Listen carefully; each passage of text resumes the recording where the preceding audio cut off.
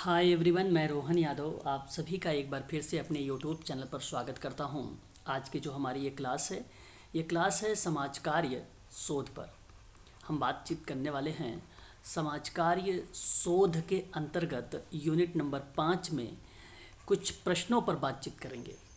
ये वो प्रश्न है जो विगत वर्षों में पूछे गए हैं और आगामी परीक्षाओं में भी आप लोगों से पूछे जा सकते हैं। आप सबको पता है कि मैं online class MP set social work और यूजीसी नेट सोशल वर्क की मैं क्लासेस आप लोगों को प्रोवाइड कराता हूं, जिसका एग्ज़ाम जून 2023 में है।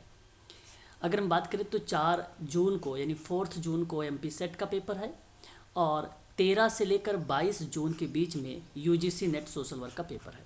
ठीक है, तो यूनिट नंबर 1 से लेकर मैं 4 तक की यूनिट जो है ब्रीफ में पूरा चर्चा कर चुका हूँ और आज से आप लोगों का जो है इम्पॉर्टेंट बिंदु पर बात करूंगा, यानी यूनिट नंबर जो 5 है, 5 से लेकर यूनिट नंबर 10 तक की पूरा कंटेंट शॉर्ट नोट में मिलेगा और जो इम्पॉर्टेंट होगा वही आपको दिया जाएगा, आईएमपी के रूप में आप लोगों को प्रोवाइड कराया जाएगा। हालांकि मैंने एक यूनिट नंबर 1 से लेकर यूनिट नंबर 5 तक के और जो पीवाईक्यू का है, पीवाईक्यू के जो पीडीएफ है और यूनिट नंबर 1 से लेकर यूनिट नंबर 5 तक की जो यूनिट की पीडीएफ है, इसका मैंने लिंक आप लोगों को प्रोवाइड करा दिया है और ये पीडीएफ आप लोगों को प्राप्त भी हो चुकी है।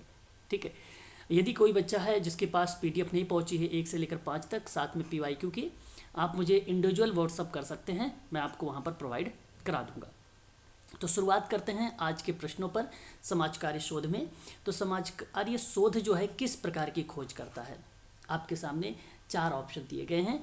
देखिए, वैज्ञानिक पद्धति का उपयोग करता है, ये बात सत्य है, और सेवार्थी की अच्छी प्रकार की सेवा प्रदान करना या सेवार्थी को अच्छे तरह से उसको जो है सेवाएं प्रोवाइड या सर्विसेज प्रोवाइड कराना, ये भी समाज कार्य शोध बताता है। और संख्यात्मक तथ्यों का संकलन करने की भी बात करता है। ऑप्शन डी है उपयुक्त सभी, ऑप्शन नंबर डी ही आपका करेक्ट रहेगा क्वेश्चन नंबर पहले का। ठीक है, बात करेंगे क्वेश्चन नंबर 2 आपके सामने है, मात्रात्मक शोध में किस प्रकार की तर्क पद्धति का प्रयोग किया जाता है। क्वेश्चन नंबर 2 सही जवाब जो होगा वो परिमाणात्मक होता है, परिमाणात्मक तर्क होता है, जो ऑप्शन नंबर बी रिप्रेजेंट करता है मात्रात्मक शोध में। ठीक है, ध्यान रखेंगे आप सभी लोग यहाँ पे। तथ्यात्मक तर्क की बात अगर हम लोग करते हैं, ठीक है, या निगमनात्मक तर्क की बात करते हैं तो वो गुणात्मक शोध के अंतर्गत आता है। Very most important question number 3 कि शोध के संदर्भ में द रोमांस ऑफ रिसर्च की एक किताब है, इस किताब के लेखक कौन है। तो ध्यान रखेंगे रेडमैन एंड मोरी का नाम ऑप्शन नंबर पहला क्वेश्चन नंबर 3 का सही चला जाएगा। क्वेश्चन नंबर 4 है, अवलोकित सामग्री का संभावित या साधारणीकरण एवं सत्यापन करते हुए पर्याप्त कर्म विषयक और व्यवस्थित पद्धति है, शोध के संदर्भ में किस विद्वान की ये परिभाषा है समाज कार्य शोध की। तो क्वेश्चन नंबर 4 का जो सही जवाब जाने वाला है वो ऑप्शन नंबर ए लुडबर्ग का नाम आता है। लुडबर्ग ने अवलोकित सामग्री का संभावित यानी प्रोबेबिलिटी और साधारणीकरण सत्यापन करते हुए पर्याप्त कर्म विषयक और व्यवस्थित पद्धति को माना है समाज कार्य शोध। बात करेंगे क्वेश्चन नंबर 5 के बारे में, हमारे सामने सवाल, और ये कहता है कि एक साथ, ठीक है, रहने वाले व्यक्तियों के जीवन में क्रियाशील और अंतर्निहित प्रक्रिया का जो है अन्वेषण का मतलब शोध होता है, सामाजिक अनुसंधान है, यह किस विद्वान की परिभाषा है। तो सही जवाब जाएगा बोगार्ट्स का option number B. Question number 6 है कि सामाजिक अनुसंधान शोध के कारण कौन से हो सकते हैं। क्वेश्चन नंबर 6 की अगर हम बात करें तो ध्यान रखिएगा, नए तथ्यों की बजाय पुराने तथ्यों का सत्यापन करना, पहला ऑप्शन आपका करेक्ट चला जाएगा। फिर कहता है सामाजिक समस्याओं का प्रत्यक्ष अवलोकन करना, ये दूसरा पॉइंट भी आपका करेक्ट चला जाएगा। वैज्ञानिक पद्धतियों के आधार पर कार्य कारण संबंधों की स्थापना करना, ये भी पॉइंट आपका करेक्ट हो जाएगा। इसलिए क्वेश्चन नंबर 6 का ऑप्शन नंबर जो डी जाएगा ये आपका सही हो जाएगा। क्वेश्चन नंबर 7 हमारे सामने है, किस विद्वान ने समाज कार्य की प्रकृति को 4 आधार पर वर्गीकृत किया है। इन चारों आधारों के बारे में सोशल वर्क की जो ऑनलाइन क्लासेस होंगी उसमें मैं आप लोगों से जिक्र करूंगा। आज शाम को 6:30 बजे से रिसर्च का क्लास चलने वाली है और रिसर्च 2 दिन में आपको मैं समाप्त करूंगा, केवल 2 घंटे में आपका रिसर्च समाप्त होगा। मैं वही चीज़ें बताने वाला हूं जो परीक्षा में पूछी जाती हैं शोध के संबंध में। ठीक है, तो क्वेश्चन नंबर 7 का सही जवाब option number A William read. बात करेंगे शोध की प्रकृति पर गार्टन हैमिल्टन महोदय ने विचार दिया है। किन किन तथ्यों को उन्होंने उसमें शामिल किया है क्वेश्चन नंबर 8 में। तो सही जवाब जो जाने वाला है, एक तो सामाजिक समस्याओं का समाधान को शामिल किया था इन्होंने, सिद्धांतों का समाजीकरण को शामिल किया है, उत्तम परिणाम की चेष्टा की भी शामिल किया है। ऑप्शन नंबर डी आपका करेक्ट हो जाएगा क्वेश्चन नंबर 8 का। क्वेश्चन नंबर 9, निम्नलिखित में से कौन सा विद्वान है जो समाज कार्य शोध के क्षेत्र से संबंधित है? सही जवाब कार्ल पियर्सन का भी नाम आ जाएगा, पीवी यंग का भी नाम आ जाएगा। तो 9 का जो जवाब जाएगा वो ऑप्शन नंबर सी जाएगा, आपका ए और बी दोनों करेक्ट है। क्वेश्चन नंबर 10 हमारे सामने है, जो है स्ल्यूटर ने समाज कार्य शोध के कितने चरणों की चर्चा की है? स्टेप भी पूछा जाता है। सही जवाब 15 चरण आते हैं समाज कार्य शोध में। CR कोठारी ने शोध प्रक्रिया में कितने चरणों पर बातचीत किया है? सही जवाब जो जाएगा 11 चरण आते हैं, 11 स्टेप आते हैं। ऑप्शन नंबर बी आपका करेक्ट हो जाएगा। इन सभी स्टेप के बारे में आज मैं PhD कैग से शुरुआत करूंगा, सिंपल स्टेप से याद कराते हुए, और भी विद्वानों के जो स्टेप हैं उनके बारे में बता दूंगा। उन स्टेप को आप लोग ध्यान रखेंगे। रामानुजा ने शोध के कौन सी चरण है उनमें चर्चा किया है? ठीक है, देखिएगा ध्यान से आप सभी लोग क्वेश्चन नंबर 12 में। तो अध्ययन समस्या का निर्धारण है, शोध प्रक्रिया का तय करना और निर्देशन मतलब सैंपलिंग की योजना बनाना। उपर्युक्त सभी ऑप्शन नंबर जो डी आ रहा है ये सभी करेक्ट जवाब हो जाएंगे। निम्नलिखित में से कौन सा जो तत्व है प्रथम चरण में शामिल किया गया है? क्वेश्चन नंबर 13 का सही जवाब जो जाएगा ऑप्शन नंबर आपका यहाँ पे शोध समस्या का गहन और व्यापक रूप से समझना और फिर विश्लेषणात्मक दृष्टिकोण, इसलिए ऑप्शन नंबर आपका सी करेक्ट हो जाएगा। क्वेश्चन नंबर 14 है, निम्नलिखित में से कौन सा शोध समस्या का प्रकार है? क्वेश्चन नंबर 14 यानी 14 नंबर का सवाल। सही जवाब अगर हम बात करें तो अनुसंधान समस्या को स्पष्ट के रूप में एक कथन है, पूर्व कार्यकर्ताओं द्वारा किए गए अनुसंधान भी है, विकल्पों की भूमिका भी है, इसलिए ऑप्शन नंबर डी आपका करेक्ट हो जाएगा। ये सभी करेक्ट रहेंगे। क्वेश्चन नंबर 15 की बात करेंगे, निम्नलिखित में से कौन साहित्य समीक्षा का महत्व है? कौन साहित्य समीक्षा का महत्व है? सही जवाब अगर हम बात करें यहाँ पे तो अनुसंधान के आधारों का सिद्धांत जो है स्थापित होता है, अनुसंधानकर्ता को दिशा भी प्रोवाइड कराता है, साहित्य पद्धति के उचित चुनाव के संबंध में मार्गदर्शन भी देता है। ऑप्शन डी आपका करेक्ट हो जाएगा क्वेश्चन नंबर 15 का। क्वेश्चन नंबर 16 है, किस विद्वान ने उद्देश्य तथा परिकल्पना निरूपण के संदर्भ में अस्थायी परिकल्पना के निर्माण को वैज्ञानिक विधि का एक आवश्यक पद को माना है? क्वेश्चन नंबर 16 का सही जवाब जाएगा लुडबर्ग एवं यंग, ऑप्शन नंबर पहला करेक्ट हो जाएगा। बात करेंगे क्वेश्चन नंबर 17 के बारे में, परिकल्पना एक अनुमान है जिसे अंतिम अथवा अस्थायी रूप से किसी निरीक्षित तथ्य अथवा दशाओं की व्याख्या हेतु स्वीकार किया गया हो, या आप ये कह लीजिए कि अन्वेषण के पथ प्रदर्शन को प्राप्त हो। तो वह परिकल्पना निरूपण के संदर्भ में किस विद्वान की परिभाषा देखने को मिलती है? सही जवाब अगर हम बात करें तो गुड्डे एंड स्केटस का नाम आता है, ऑप्शन नंबर डी आपका करेक्ट रहेगा। क्वेश्चन नंबर 18, निम्नलिखित में से कौन शोध अभिकल्पना का प्रकार नहीं है? क्वेश्चन नंबर 18 में तो ध्यान रखिएगा, डाटा संकलन के अकॉर्डिंग अगर बात करते हैं, जो डिज़ाइन होता है वो इसका टाइप नहीं है, बाकी सारे टाइप है, अनुभाविक भी है, आदर्श भी है और विश्लेषणात्मक वेरिएबल भी है। ऑप्शन नंबर डी आपका करेक्ट जाएगा यहाँ पर।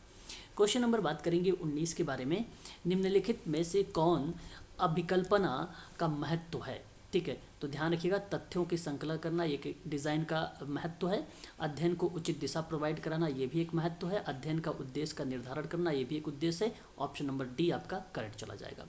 क्वेश्चन नंबर 20 है, नमूना यानी सैंपल अभिकल्प को निम्नलिखित में से कौन सी विशेषता पाई जाती है? अच्छा सवाल है क्वेश्चन नंबर 20।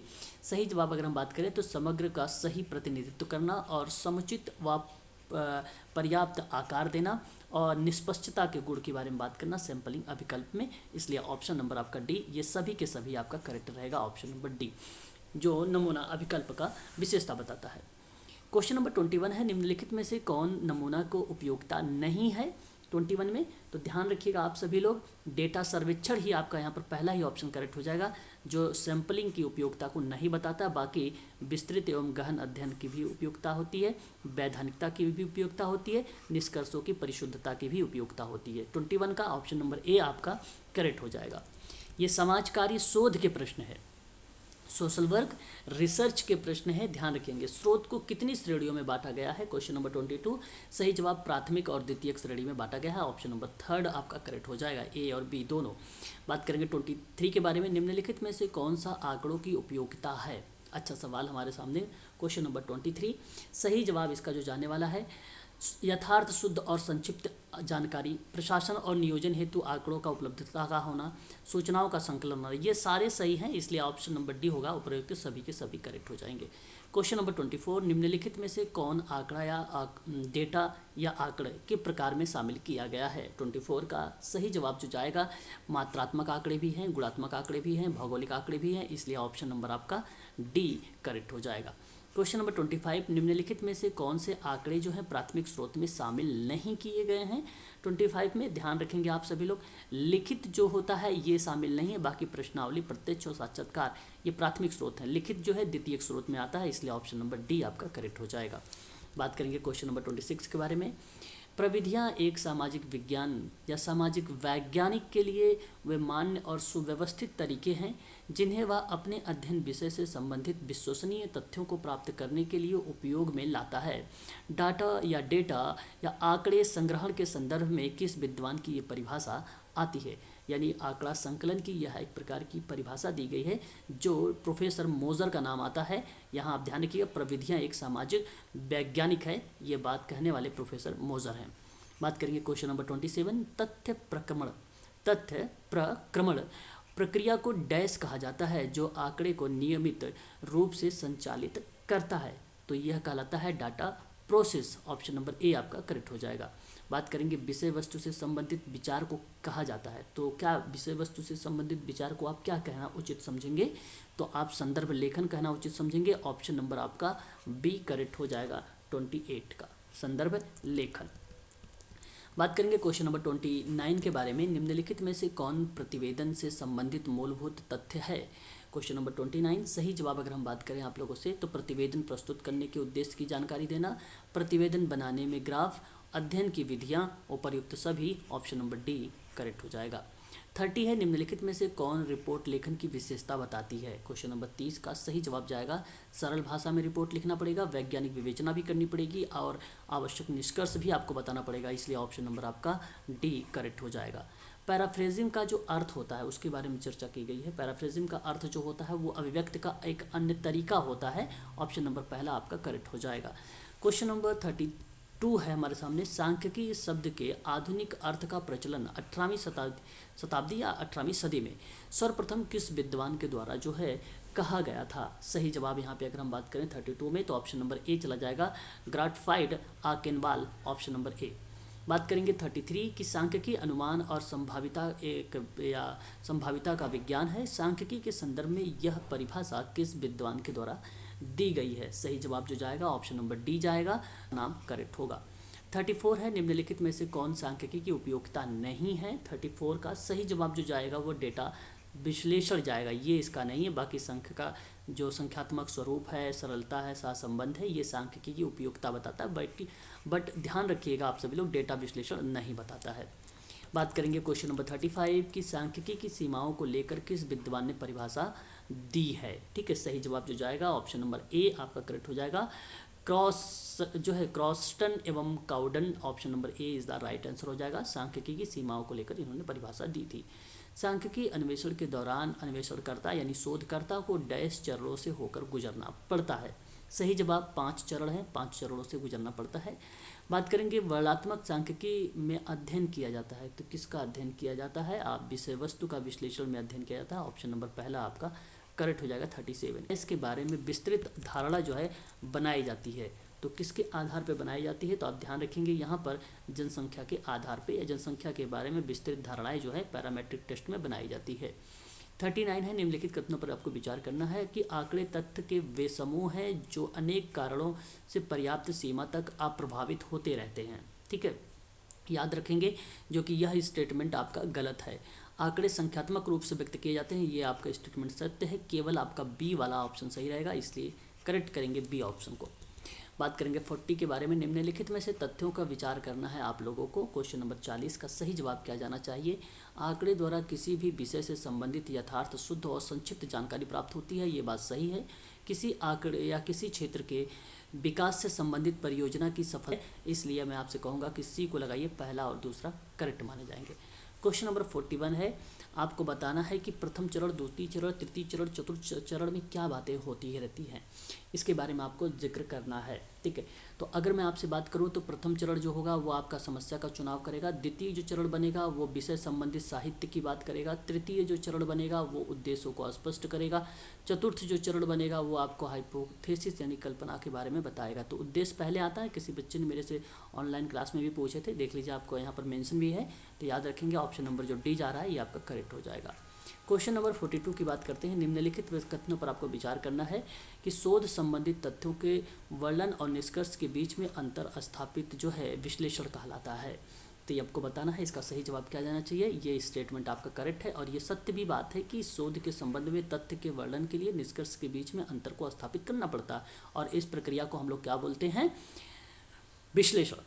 और परिमार्जन आंकड़ों के विश्लेषण का एक चरण होता है जो कि ये आपका गलत हो जाएगा, यहाँ पर आपका ये गलत हो जाएगा। तो मैं आप लोगों से कहूँगा कि 42 का जो ऑप्शन आप दे रहे हैं वो केवल पहले वाले को करेक्ट करिए। बात करेंगे नेक्स्ट सवाल के बारे में हम लोग। अगला सवाल हमारे सामने आ रहा है क्वेश्चन नंबर 43 के बारे में।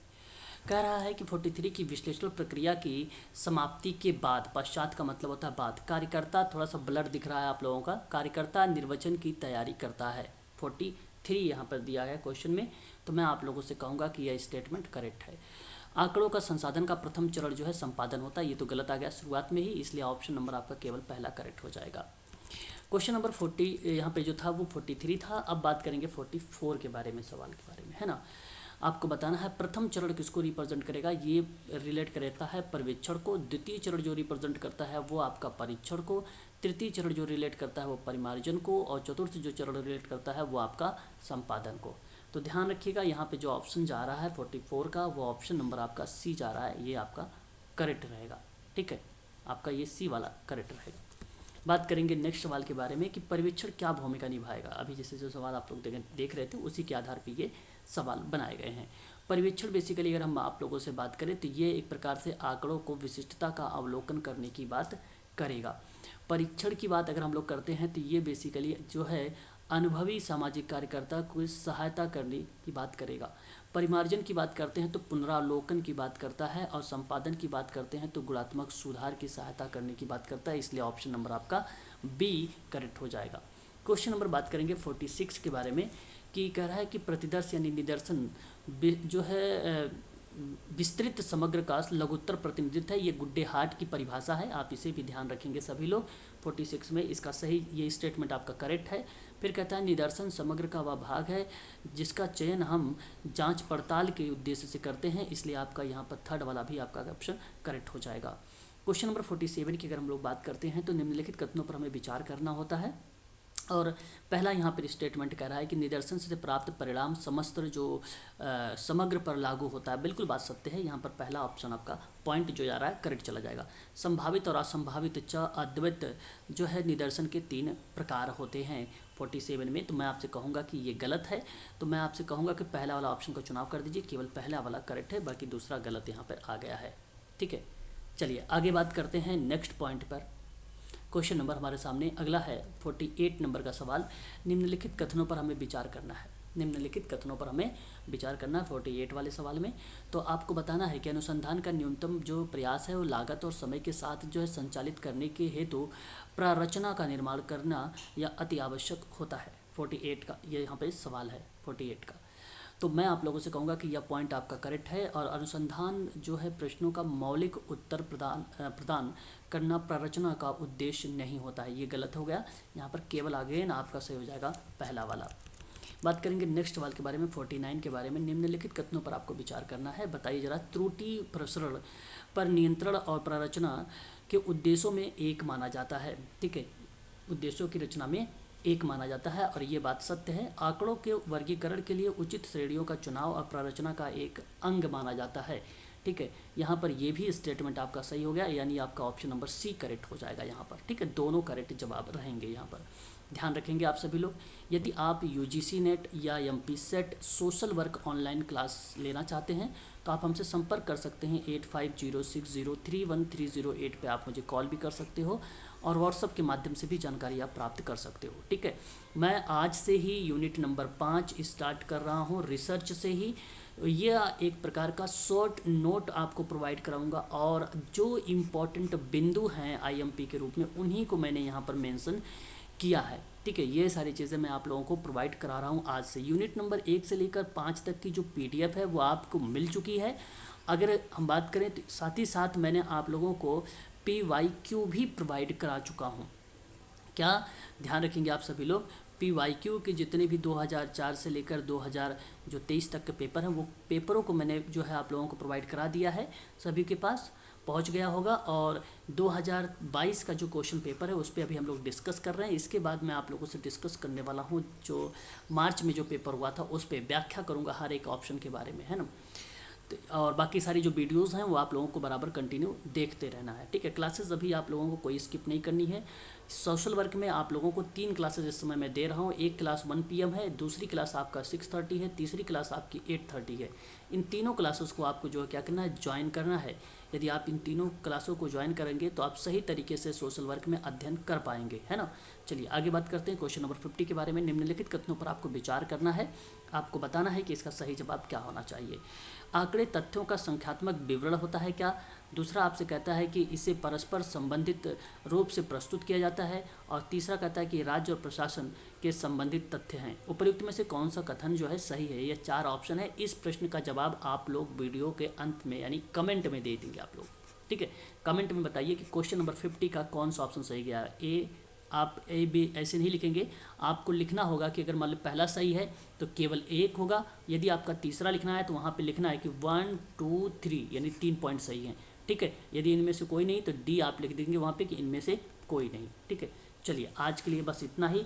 अधिक जानकारी के लिए आप हमसे संपर्क कर सकते हैं। बाकी जो बचे हुए प्रश्न हैं ये मैं आपको जो है ऑनलाइन क्लासेस में आपको प्रोवाइड करा दूंगा। ठीक है।